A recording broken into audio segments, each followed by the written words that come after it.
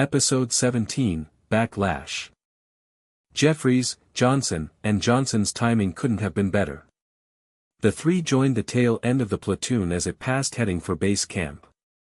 Excited voices came out of the blur triggered by the platoon's appearance.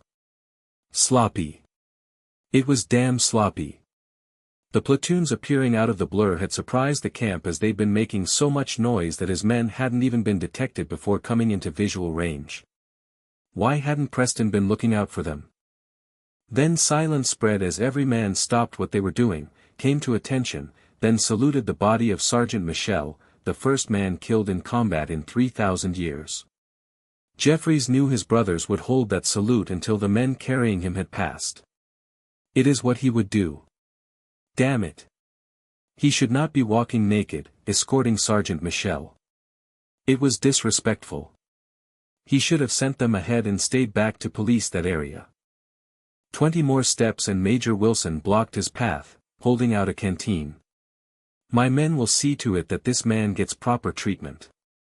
Your men are being sent to the infirmary for treatment for exposure and dehydration. If you are up to it, you need to report to Colonel Lipton.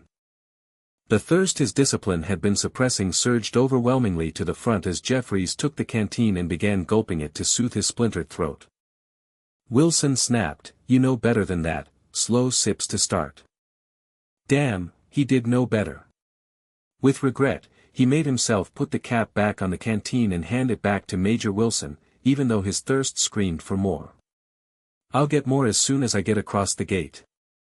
The Major's eyes shifted to the two Johnsons taking drinks of water from the men here to take over carrying Sergeant Michel. Wilson ordered Jeffries' men, "Drop your belts. Once across the gate, step on the hover pads. They're preset to take you to the infirmary. They'll just slice that uniform right off you once you arrive." Handing Wilson the staff he picked up, then pulling off the belt of stuff draped over his shoulders, Jeffries wordlessly headed for the gate. On stepping across, cool air washed over him, and he sighed. A hand steadied him, and only then did he realize he had been swaying. The private at the end of that hand said, "Here's a robe, sir. Colonel Lipton is in his office awaiting your report.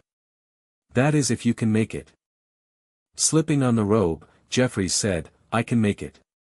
He used his toe to flip the hover pad from autopilot to manual before stepping on it. Two guards in the traditional 17th Legion of Armstrong's blue on green dress uniforms that he didn't recognize stood guard outside Lipton's office. Their presence here testified to the fact that there were more Legion platoons on station than when he left on the rescue, and irritation flashed through him. He hated not recognizing all members of the Legion.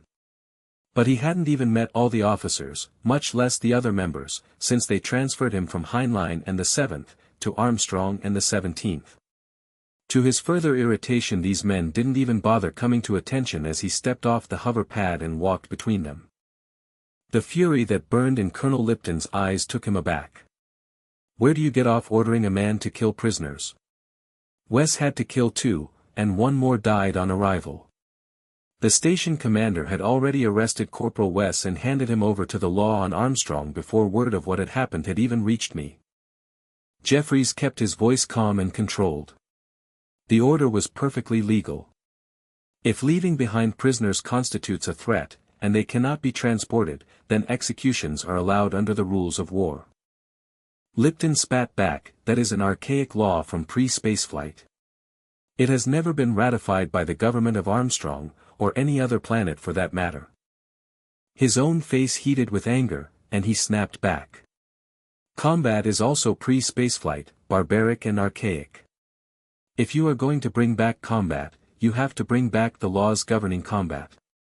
By Armstrong sending my men into combat, they brought back both combat and the rules that govern it." Surprise, then a grin passed across Colonel Lipton's face. "I like that and will pass that on to the legal team. On that grounds, I will also refuse their order to arrest you and prevent the station commander from doing so until that has been ruled on. Start your report." So it hadn't been because he was not in uniform that no one came to attention, but because he was in disgrace. With a sigh, Jeffries started, "Failure, sir. They could run faster than we could follow. He reached for the glass and pitcher of water sitting on the colonel's desk. Then he was falling and the world going gray.